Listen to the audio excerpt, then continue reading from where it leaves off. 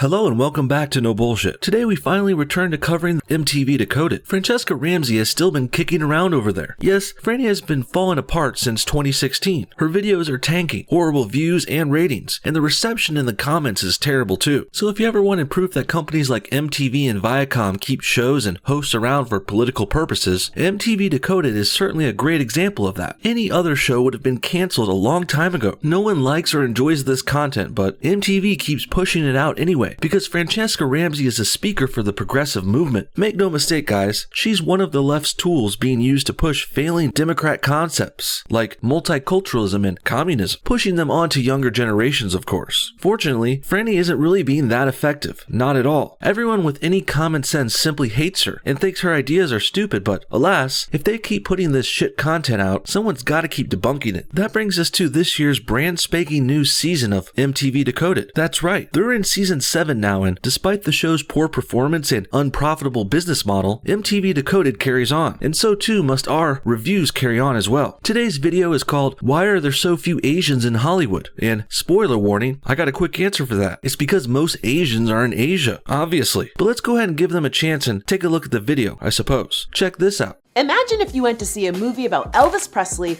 and the producers decided to cast Steven Yeun with no explanation. That would be weird, right? Well, the inverse happens to Asian Americans a lot. Jesus Christ, Franny. What's up with that face? I mean, your videos are already highly offensive and troubling, but now you gotta make evil faces like that? Ones that will haunt my nightmares for life? Thanks a lot, Francesca. In case you weren't alive in the past few months, you may not have heard that the film Crazy Rich Asians made a lot of money and left many Asian people in the movie theater crying their eyes out. So why did a film about someone marrying a really rich guy have such a big impact? Well, Hollywood has a history of whitewashing films. Wait, hold on a second. Objection. Hollywood doesn't have a history of whitewashing films. They just have a history of casting white people, because we're in a white country. This is a majority white nation after all, so having Caucasian people in our movies actually makes total sense. What doesn't make sense is this bullshit assumption that Hollywood movies should be completely diverse and representing of every race on the planet, evenly. That's a pretty dumb way to think about it, and, well, I can't help but feel like that's the mindset Franny has here and what she's going with. She's a minority in a majority white country too, after all, and apparently she's having a real tough time dealing with that. And that's why the main theme of this Decoded show is low-key attacking white people, hence the racist anti-white term whitewashing being used here to try and discredit white people for being in their own movies. And by the way, according to this picture on MTV Decoded here, I would actually think calling this Jew washing is more appropriate. 2 of the 3 girls in this graphic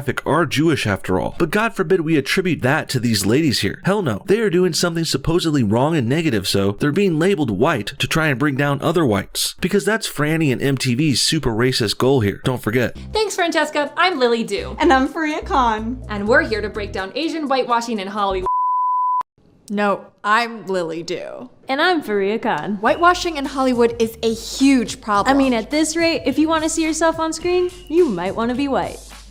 Do you though? I don't know what these losers are talking about really, but I do want to address this seeing yourself on the screen bit. Only self-centered narcissistic leftists think like this. Not normal people. Normal people aren't going to movies to try and find a protagonist who looks and acts like them. That's just weird. I mean, who's to say you can't enjoy movies with other types of people in them? Just seems odd to me. I don't get it. I really feel like these crazy liberal millennials are just projecting here. They want to see people who look just like them in movies, and that's the only way they can enjoy it. They want gay, lesbian, bisexual, trannies and Marvel movies and everything, because that's what they are. And this idea is so legit in their heads that they're assuming everyone else feels this way, when really we don't. I don't need my main character to be straight, white, and have a giant penis like me. It's not necessary. I watch all kinds of other movies. I've watched Crazy Rich Asians and Black Panther, and I enjoyed them both, so really, this is a problem MTV Decoded has to deal with. They are the minorities who can't stand watching their local American movies because they have white people in them, not without complaining about the race and gender and sexual identity of all the characters. So that's actually more of a you problem than an us problem. I would say get a therapist or something. Deal with your own shit and stop trying to push your bullcrap into our movies. Okay, let's take a look at Asian erasure in Hollywood. Asian erasure is a process in which Hollywood takes roles written for Asian characters and gives them to white actors instead of Asian actors. So basically, our dudes are getting wiped out before they even hit the screen. Your voice is annoying. And you know what? I would almost give you a point here too. Almost. But the thing is, While recasting an Asian role with a white actor is called Asian erasure, what do you think these guys would call it if a white role was taken by a minority actor? Because I'm pretty sure Francesca Ramsey would call that progress. And that's where their whole argument falls apart too. They're hypocrites. According to leftists, it's only wrong when a white person gets a part. When that happens, they find ways to attack and discredit them, calling it whitewashing, Asian erasure, or cultural appropriation, or whatever. Take your pick. But if a minority gets a white part, then the left calls that welcome diversity, which really just means less white people. I mean, do you guys really think Franny or any of her minority lackeys would give a shit if you complain about Marvel's Nick Fury being race swapped to a black man played by Samuel L. Jackson? Because I don't think they would take that complaint seriously, even though it's virtually identical to the complaints they have about Asians. You think this is the same country that had Japanese internment camps or upheld the Muslim ban? It is. It's tough times for the Asians out here. Wow, well, I think that's a new record. Only took this video about 90 seconds to whip out the black and white photography from 100 years ago in order to try and shame modern day Americans and white people. Well done, MTV. You've set a new record for yourselves. Your overt anti-American hatred truly knows no bounds. But if you're unfamiliar with whitewashing in Hollywood, here's a few examples. You get what I mean. If you're a hard stats type, here's some numbers, and they are terrible. Asians are still only in 1% of Hollywood's leading roles, but make up 5% of the American population. Well. MTV almost debunked themselves here. Damn, dude. Leave something for me to do, will ya? That's my job. But really, 1% of roles going to 5% of the population isn't actually that bad. It's only a few points off, really, and I would say that's not beyond the realm of error either. This could be off for a number of reasons. Probably because MTV is biased as hell and they're pushing their agenda here. Like if you look back at all those supposedly whitewashed movies they scrolled through before, and well, half of those are really old flicks no one's ever heard of, from a time when there was even less Asians in America too. And one movie I know they showed here that wasn't whitewashing was Ghost in the Shell. That theory was debunked years ago when the movie came out. The main character was a goddamn robot, not an Asian, and the robot was even noted to look more white, which is why Scarlett Johansson eventually got the part. That and she's super famous and could help the movie make a lot of money. So with these little inconsistencies already found in this MTV bullshit, I'm willing to bet all their numbers are off too. And then there's also the more important point that movie roles don't have to be exactly representative of a country's population. That assumption is pretty absurd and highly stupid. It's almost as bad as them thinking there should be more Asians in a white country's movies, just cuz. The number of directors of Asian descent in the 100 highest grossing films of each year saw virtually no change over the last decade, and only 34 of the 1,000 films surveyed had an Asian director. And this is my favorite. More white women playing Asian women have won Oscars than actual Asian women.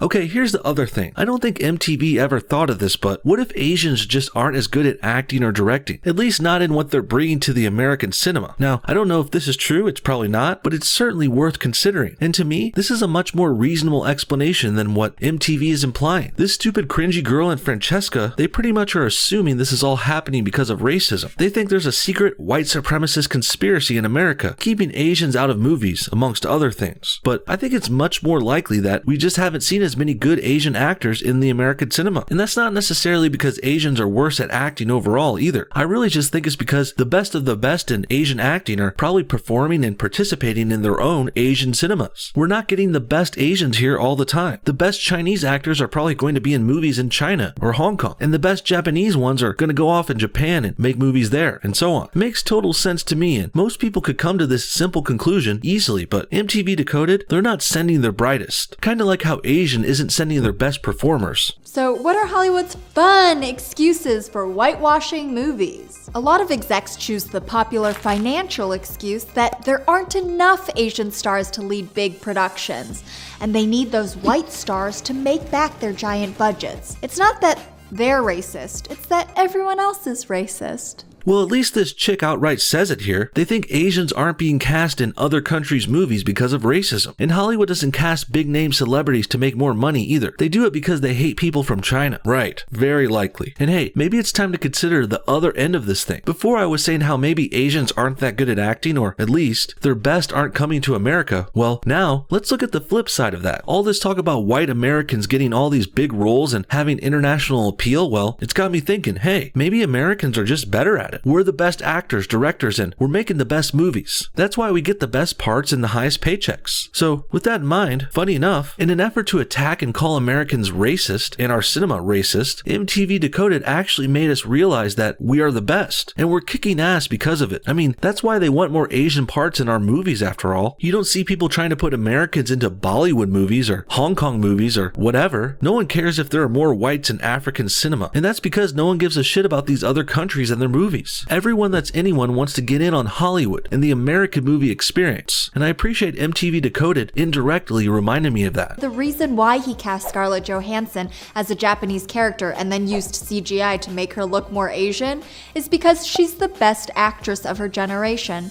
And then Max Landis, the screenwriter of that same movie, said, "There are no A-list female Asian celebrities right now on an international level."